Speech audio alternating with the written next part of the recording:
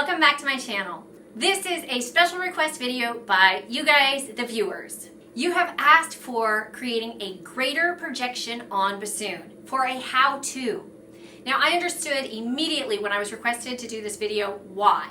I know that when I'm listening to a recording of bassoon, oftentimes for the solos, I will turn the bassoon portion up in the volume, and then as the other instruments start to come back in, I will turn the volume down.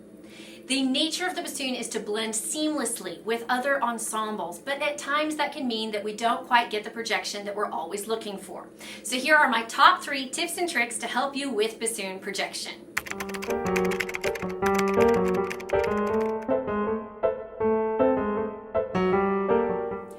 First off, if you are looking for more projection, try using a harder style of cane. Harder cane will project further and give you a louder dynamic contrast than a softer style of cane.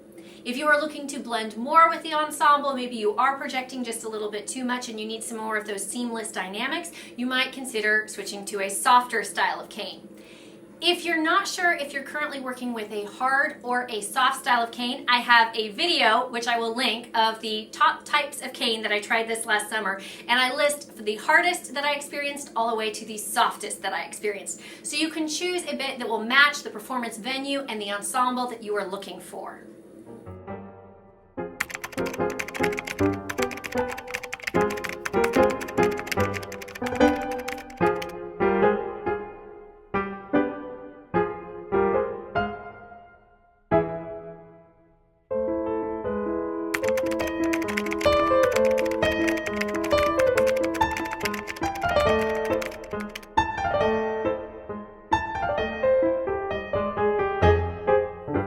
Similarly, the shape can play a big challenge in the reed. If you are using a wider shape will give a bigger, fuller sound, but it can also add an extreme amount of flexibility. So a wider shape will give a bigger sound, but do be careful that you don't go so wide that you lose control of the intonation and the stability of the reed.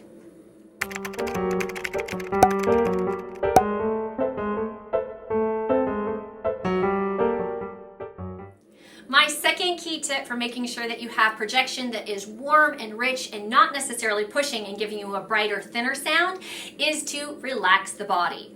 One of the tricks that I use with my students is to turtle raff.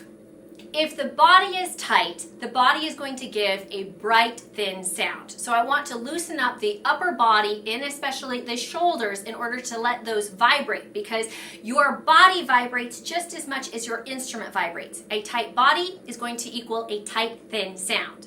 So we turtle giraffe. First off, the turtle.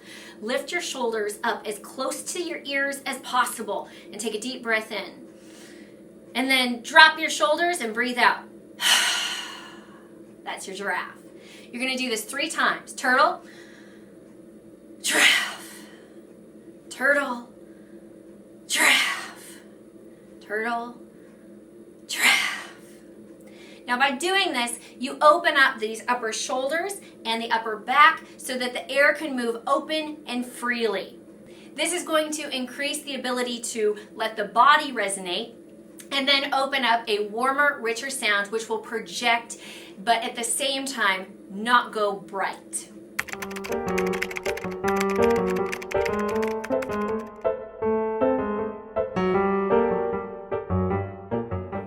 The third key tip and trick that I have for you guys in projection is intention. I say intention because there's a presence that happens with intention, so that the projection that you'll get will be warm and rich and pure and not bright. You should always try to decide where each phrase goes to and away from. This might mean that you start out at a piano dynamic and the height of your phrase goes to a mezzo forte and then goes back down to a piano, but that you have intention behind it. Intention meaning that there's projection, but the projection has presence. That will carry further to the back of an orchestral hall than sometimes playing triple fortissimo and bright will. It will have a core and an energy to the sound that the bright tone colors just don't have. So always have intent. What note are you going to in the phrase, and then where are you going away from?